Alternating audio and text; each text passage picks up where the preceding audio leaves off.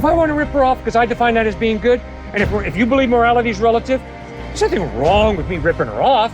I'm smart. I'm going to get more money. I'm going to rip her off. I'm not stupid enough to get caught. I've been doing this for 40 years, guys. And for 40 years, I've never had a professor or a student who has said, oh, there's just not enough evidence that Christ is the truth.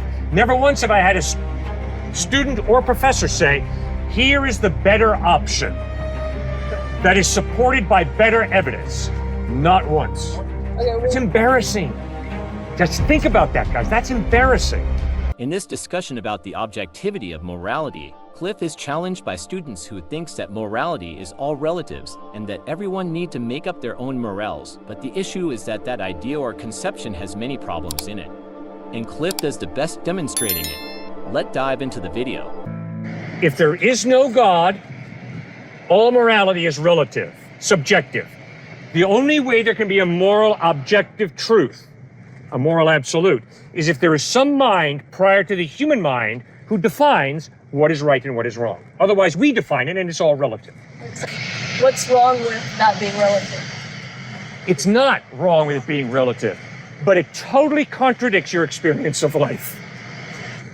If I want to rip her off because I define that as being good, and if you believe morality is relative, there's nothing wrong with me ripping her off. I'm smart. I'm going to get more money. I'm going to rip her off. I'm not stupid enough to get caught. Stupid people get caught, okay? I won't get caught, but I'll rip her off.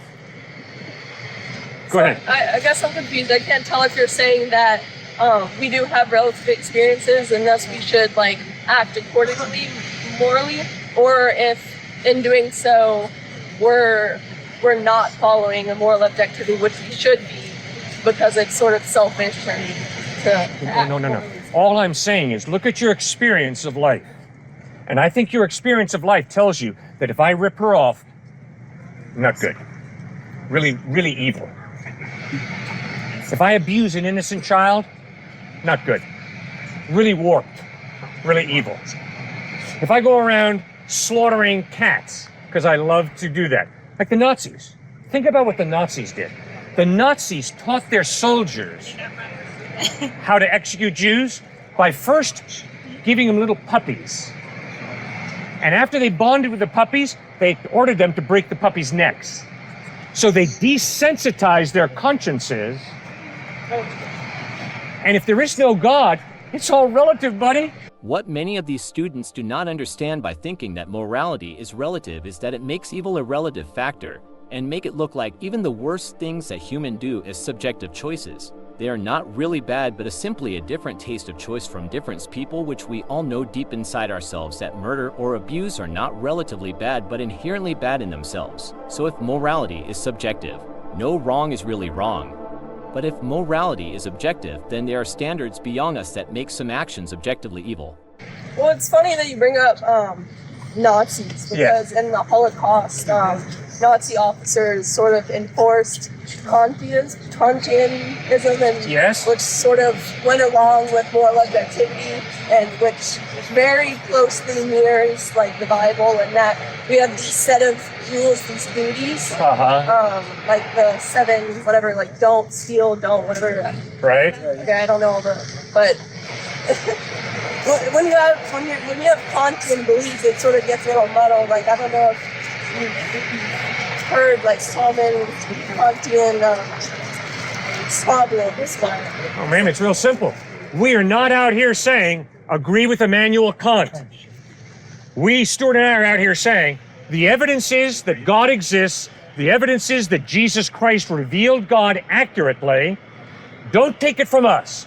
Read the Gospels of Matthew, Mark, Luke, and John for yourself. Ask yourself, does not the historical evidence of the way he lived, taught, died, and rose from the dead point to him being trustworthy? And if you're not going to put your faith in Christ, I respect your right. But if you claim to be a thinking person, I want to hear the better alternative backed up by the better evidence. The truth is that she is at least honest that her denial or refusal of religion is her own unwillingness to accept that there is a God, and not that the arguments presented are not reasonable. The problem is not the claims but her own ability to make choices, and she is clearly stating that she just doesn't want to believe. thought the evidences might be convincing. I've been doing this for 40 years, guys. And for 40 years, I've never had a professor or a student who has said, oh, there's just not enough evidence that Christ is the truth. Never once have I had a student or professor say, here is the better option that is supported by better evidence. Not once. It's embarrassing. Just think about that, guys. That's embarrassing. Even if there is enough evidence, I don't give a but Thank you. but You're honest. I feel like the Bible is sort of saying, here are these commandments, abide by them. Otherwise, so he's saying that is an objective truth to morality. Otherwise, he's contradicting. He's saying with the commandments that there already is an objective truth, a relative truth or whatever. And I'm just saying this in contradiction to that. These are my rules now, not that. So my question is, sorry. You're doing a great job. Thank you, ma'am. Commandments, Yes. objective truths, which God is saying we should follow because they are objectively correct, morally right. Good. Great question. The basis of morality is not, hey man, buck up and follow the rules, will you? Follow the rules. Do a better job, follow the rules. That is not it. It is a relationship with God who loves you. So much so that he created you to live for eternity with him. Now, he calls you to love others. If I want to steal from her because I like what she's got in her backpack, God says that is not loving her. That is disrespecting her. If I want to lie to her because I want to get my way, that is evil. Why? Because it is the antithesis of loving her.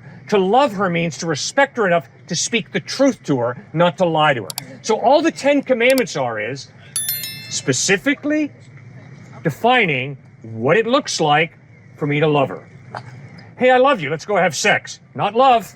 Wrong. Hey, I love you. I want to steal from you. Not love. Hey, I love you. I'm going to lie to you. Not love. In other words, love is not, oh, gushy, gushy, wow. Do whatever you want to.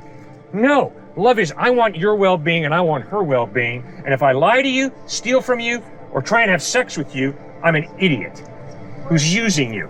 Don't use people.